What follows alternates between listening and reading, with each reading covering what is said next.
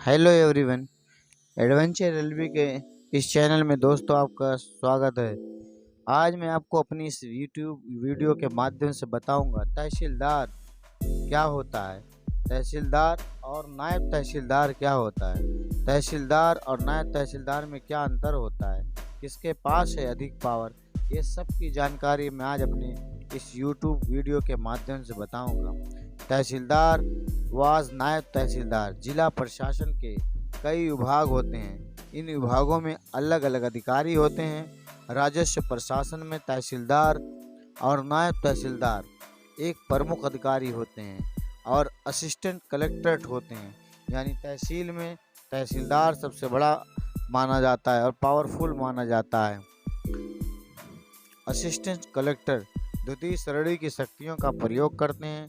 दोनों में किसके पास है अधिक पावर और कैसे काम करते हैं, चलिए इन सब के बारे में आपको बता रहा हूँ।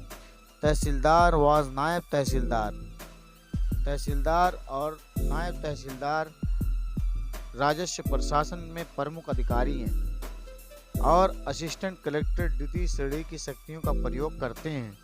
विभाजन के मामलों का निर्णय करते हैं। समय तहसीलदार असिस्टेंट कलेक्टर प्रथम श्रेणी की शक्तियां रखते हैं। उनका मुख्य कार्य राजस्व संग्रह करना होता है। यानी जो राजस्व की चीज़ें होती हैं उनको करना होता है। तहसीलदार और नायब तहसीलदार को अपने क्षेत्र में बड़े पैमाने पर दौरा करना पड़ता है। राजस्व रिकॉर्ड और फसल के आंकड़ों भी उनके द्वारा बनाए जाते रखे जाते हैं।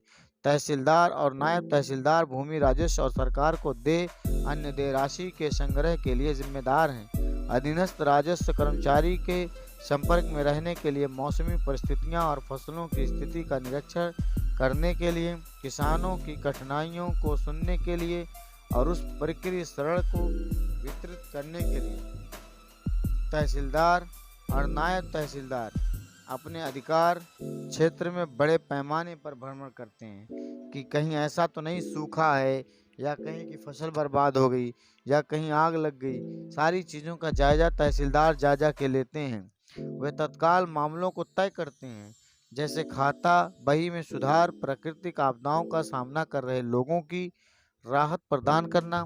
यदि दौरे से लौटने पर वह रिपोर्ट तैयार करते हैं और सरकार को भू राजस्व में छूट या निलंबन की सिफारिश करते हैं। साथ ही अभिलेखों का अपडेट भी करवाते हैं। तहसीलदार राज्य सरकार द्वारा तहसीलदार को कुछ जिम्मेदारी भी दी गई है। तहसीलदार की ड्यूटी इस प्रकार है: भू राजस्व, नहर राजस्व, तकावी उपकरण और अन्य सरकारी बकाया जमा करना और सरकार द्वारा समय समय पर निर्धारित नियमों के अनुसार उससे जुड़े अन्य कर्तव्यों का पालन करना। भू राजस्व जमाबंदी और असमिया की जमाबंदी गांव सभा सही ढंग से और समय पर तैयार करना और मूल्यांकन, पुनः लागू या संशोधन के संबंध में उस कार्रवाई को देखने के लिए भू राजस्व जहां भी आवश्यक हो वहां तहसीलदार पहुंचते हैं। तहसीलदार एक तहसील का सबसे बड़ा रेवेन्यू अधिकारी माना जाता है। शीघ्रता से पालन प्रारंभ करना, जहां भी कानून द्वारा आवश्यक हो, मुकदमा दायर करने या गांव सभा या राज्य सरकार, जिसमें कलेक्ट्रेट भी शामिल हैं, की ओर से कार्रवाई शुरू करने के लिए समय पर कार्रवाई करना, सभी सरकारी धन और संपत्ति को सुरक्षित अभिरक्षा में रखना। अनुच्छेद 613 से 627 के तहत अपनी तहसील में भूमि अभिलेख मैनुअल नियमों के साथ भू अभिलेख कार्य का पर्यवेक्षण एवं परीक्षण करना। नायब तहसीलदार। नायब तहसीलदार कौन होता है? नायब तहसीलदार के लिए राज्य सरकार द्वारा निम्नलिखित जिम्मेदारियां दी गई हैं: रजिस्ट्रार कानूनगो के कार्यालयों और तहसील के भूमि अभिलेखों का प्रभार संभालना। वह रजिस्ट्रार कानूनगो के काम का पर्यवेक्षण और निरीक्षण करेगा और जिम्मेदार होगा कि उसके रजिस्टर नियमों के अनुसार बनाए जाते हैं और आवधिक रिटर्न विधिवत प्रस्तुत किए जाते हैं। वह खतौनी और खेवती के म्यूटेशन पर विशेष ध्यान रखते हैं और तहसील क्षेत्र में लेखपाल और पर्यवेक्षक कानूनगों के काम का परीक्षण करना नायब तहसीलदार का काम है। वह तहसीलदार के सभी लेखपालों और अभिलेखों के परीक्षण से उद्देश्यों से दौरे पर जाने की व्यवस्था करेगा, जिसमें भू अभिलेख नियमावली के अनुच्छेद 613 से 618 की ओर विशेष के रूप से ध्यान आकर्षित किया गया है। लेखपाल और पर्यवेक्षक कानूनगो की रिपोर्ट प्राप्त करना और तहसीलदार के माध्यम से भू अभिलेख से भी जुड़े किसी भी बिंदु पर रिपोर्ट करना, जिसके लिए अनुविभागीय अधिकारी के आदेश की आवश्यकता होती है।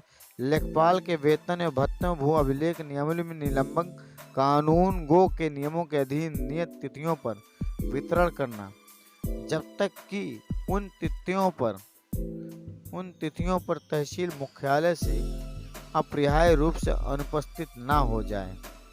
ऐसी स्थिति में नायब तहसीलदार जो है अपना कारोबार संभालते रहते हैं।